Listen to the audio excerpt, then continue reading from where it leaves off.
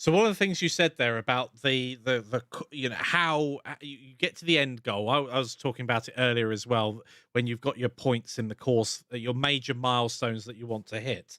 I have also approached something from a more meandering approach, and it can work out incredibly well because it ends up being a very organic journey, and Yep. you discover problems as you're going, and it's a very real experience.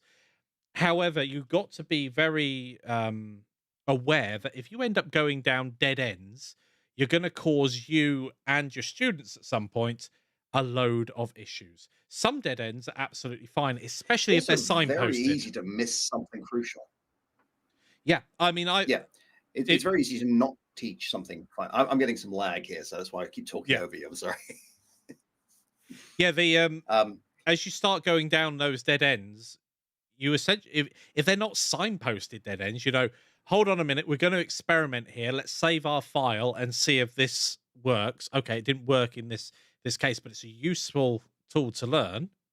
Let's move on. This is probably the solution. Yes, it is. Off we go. If you have too many of those moments, unfortunately, despite it being part of the experience, it can come across to students as you don't know what you're doing. Whereas, in fact, part of problem solving is trying solutions that don't work.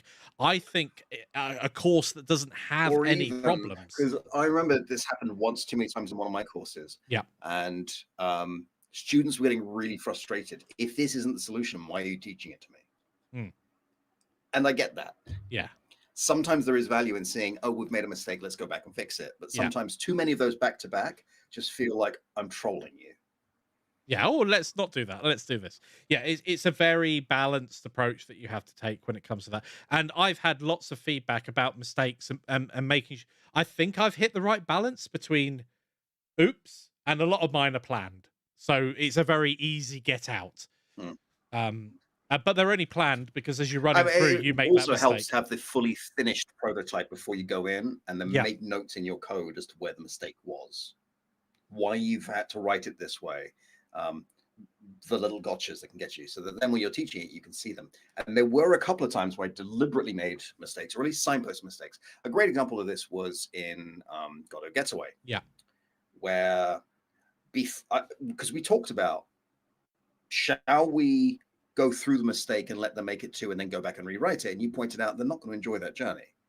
So instead, I showed you what will happen if we just use translation over the network with physics objects, which is the server can move the ball, the client can't. Yeah. And then I explain why. And then we go into, so here's how we're solving it. So rather than you having to do it, just demonstrate it. Yes. Um, but really, to answer the question is, well, it depends on the mistake. Because a lot of Yeah. my mistakes are typos, especially as I get older and I get more arthritis in my fingers. And Yeah. my brain thinks that my fingers are as fluid as they are. And then I look at what I've typed and it's just wrong. So Um, it's challenging. Yeah.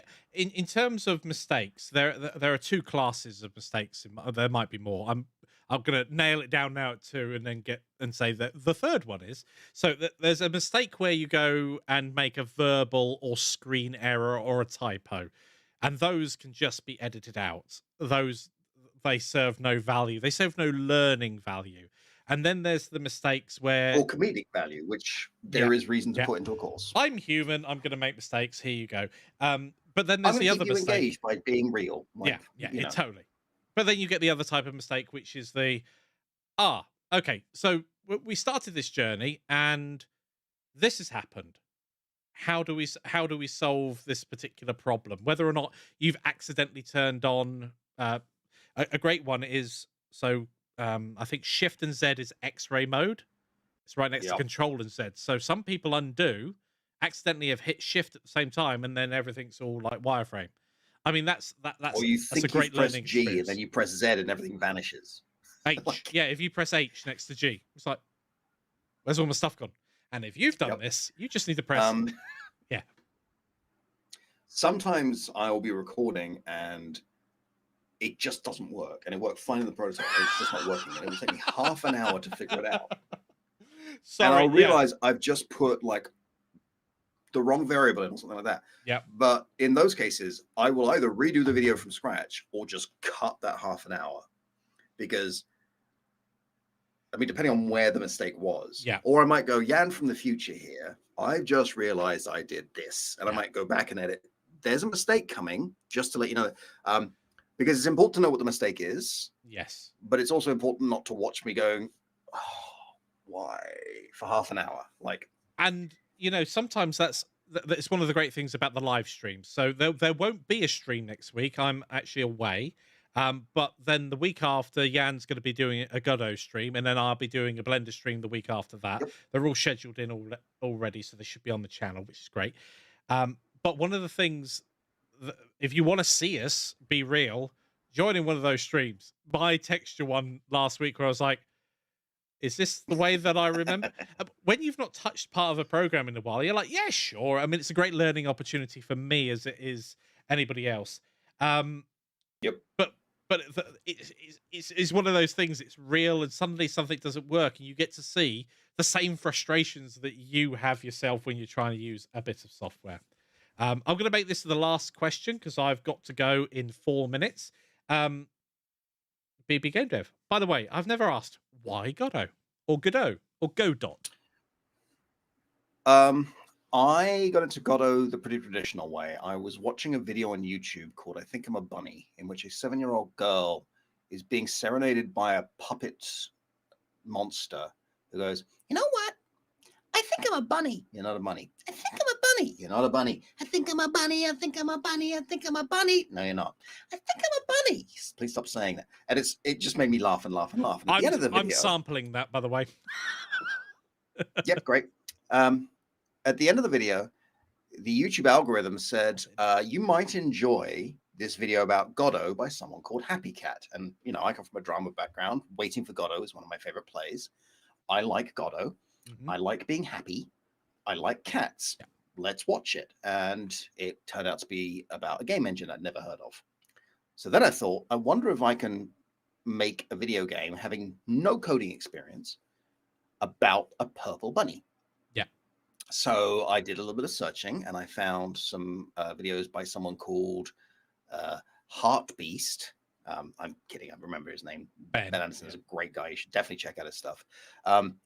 And taught myself just enough to sort of get by, and then realized, oh, this is actually a really cool engine. I made a bunch of mistakes, which I then had to go back and correct. But just as a sort of quick thing, that's why. So I got into Godot because theater. And yeah, maybe I'm a special kind of bunny. Please stop saying it.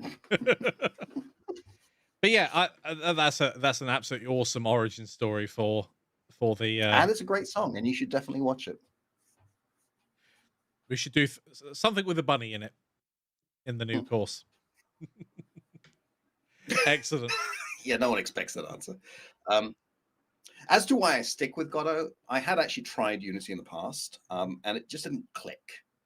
Like my brain was not able to understand the fundamentals behind it, so I could follow the tutorial, but I couldn't make anything afterwards. I'd actually tried a Unity tutorial a little bit beforehand, and it just my mind wasn't meshing with it. But the first time I tried Godot, it just clicked. That doesn't mean it's the perfect engine for everybody. It doesn't mean it's a superior engine to Unity or Unreal. I think they're all great engines. I think there are other great engines. But this is the one that I'm most comfortable with, and I know how to make it work. Like, I can go in and find interesting solutions. The node system makes perfect sense to me. The instancing system makes perfect sense to me. I understand, especially as I go on, like the way that node types inherit from other node types. So yeah, it just kind of clicks. I am not someone who will stand here and tell you it's the best game engine. It's the one that's best for me because it fits my thinking. And the types of game I make are very much directed by the fact that I'm comfortable with the engine. Like if I was making a large-scale multiplayer shooter with high-fidelity graphics, I should be with Unreal. Like that's what that engine does best, and that's what I should be using. So I tend not to make those. I don't play shooters much anyway, so no big deal. I think it's fair to say go check out that video. I think I'm a bunny. I think it's fair to say that Godot is one of probably the top three. You've obviously got Godot, Unreal, and Unity. One thing that Godot does have to its strength is it has a proper 2D engine, whereas the others do Yeah. they fake the 2D-ness, which is just the way that they're set up. If you're making a first-person shooter, as Jan said, then probably Unreal is a good place to start. If you're making a mobile game, then maybe have a look at Unity. If it's your first experience with the game engine, then Godot's a great starting point because its syntax and the way that GD script itself is written. I mean, Unity got into a lot of strife recently with some of the decisions they made. Oh, and yes. then people started saying that games were bad because they're made in Unity, and that is frankly nonsense. Yeah. Unity is an absolutely fine engine, and after a certain point, it doesn't really matter what kind of engine you're using. No, it's if a the tool. values are the same. Yeah, it's Like, a tool. I can usually recognize an Unreal game because of the lighting.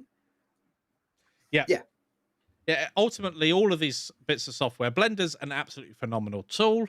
It's free, which is great because the barrier to entry for anybody to try it's there. Maya is an absolutely wonderful tool, and the only way of getting it for free at the moment, I believe, is to have an educational license. So you already have to have usually an educational email address, which already puts you on the back foot because, well, I just wanted to pick it up and learn it. I think what Houdini have done, I absolutely love Houdini. What they've done with their Apprentice license is, I think it's Apprentice. I might have that wrong, but there is a free tier. Now you can't export from it, and everything's watermarked. That's absolutely fine because that gives everybody the opportunity to learn the bit of software and see whether or not they like it or not. And as Jan was saying about Godot, some people will gel with an engine more than another engine, and it's part of it's just trying. I know plenty of people who just gel with Unreal or gel with Unity, and it suits their way of working and thinking. I think that's wonderful. I am somebody who very much believes that it should be the right decision for you. In the same way that I hate watching sport, I just hate it. I hate football. I hate cricket. I hate baseball. I hate kabaddi. I hate the Olympics. Hey, whoa! Our But I love subscriber that other count people is love just them. dropping down. I love that other people love them. Yeah. That doesn't have to be for me. In the same way that I love industrial metal, you don't have to. That's fine. You know, I don't like jazz, but I'm fine that you do. It doesn't have to be my way is the best way. Yeah. There is no perfect Pepsi. There are only perfect Pepsis, as Michael Gladwell said. Maybe, once you start being. What about snooker? Yes. What about snooker? And that's all we got time for, folks. Before we lose all the snooker players. Snooker players. Caffeine's wearing off. Thank you for joining us, everybody. Yep. I hope you enjoyed the chat. I certainly did. Yes. And we will see you not next week, but the week off. Nope. The week after. Yes. So thank you for joining us, and we'll see you again soon. Bye. Bye. Present. Hold on. Present. I got it.